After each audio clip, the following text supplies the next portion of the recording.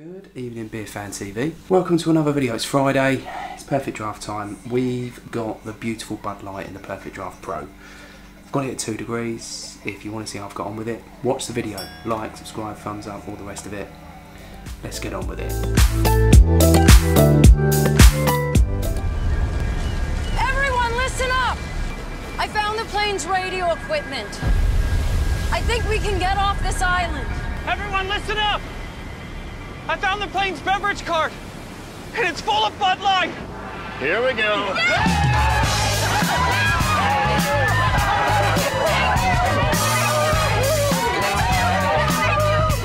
gonna be okay.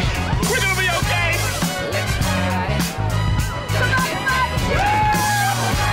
It's the sure sign of a good time. The just right taste of Bud Light. Here we go.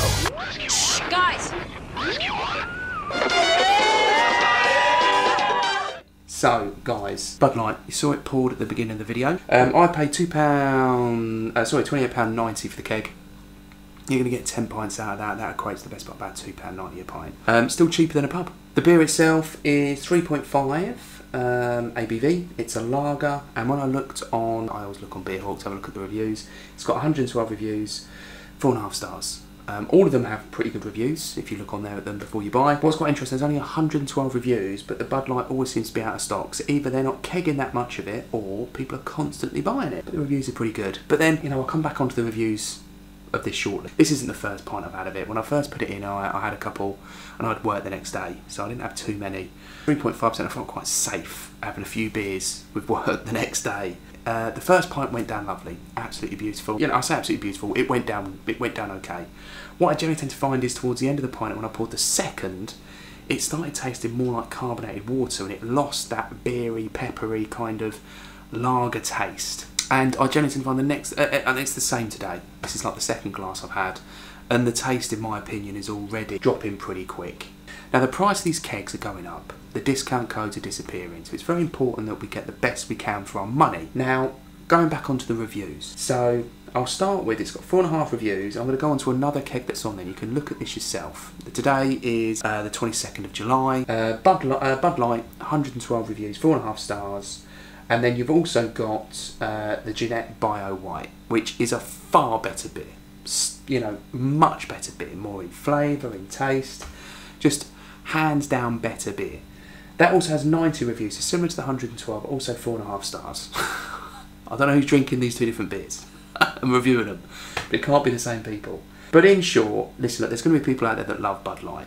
And listen, it's 3.5%, so you can have one or two and maybe work the next day or whatever it might be, or barbecue, hot day, you could have a few. There's plenty of pros to it. But me personally, if you're going to spend £28.90 on a keg now, considering the discount codes have disappeared, not everyone has 10%, not everyone has a keg to return. My advice would be spend an extra £2 and get yourself a Jeanette Bio White if it comes back, because I think it's now finished.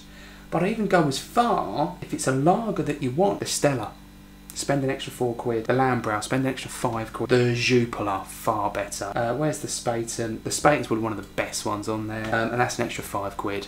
If you're spending it, spend that little bit more, and you're going to get a better beer. I always think that when you're comparing, you know, if you're buying a beer, and like I said, you might be new to the Perfect Draft machine. You might be thinking what lagers to buy. You might be thinking, should I, you know, what should I buy, what shouldn't I buy? The big thing is, always think about it as you could go into most supermarkets and buy Bud Light now, and they sell them in cases of like 10, and you'll probably spend about £10 on it. So you can either buy a keg and get 10 pints and put it in your Perfect Draft machine and spend £28, or you can buy a case of the stuff. It's probably going to taste very similar, probably spend £10. And it's probably only 440ml cans, but it's still 10 drinks, and only spend a tenner.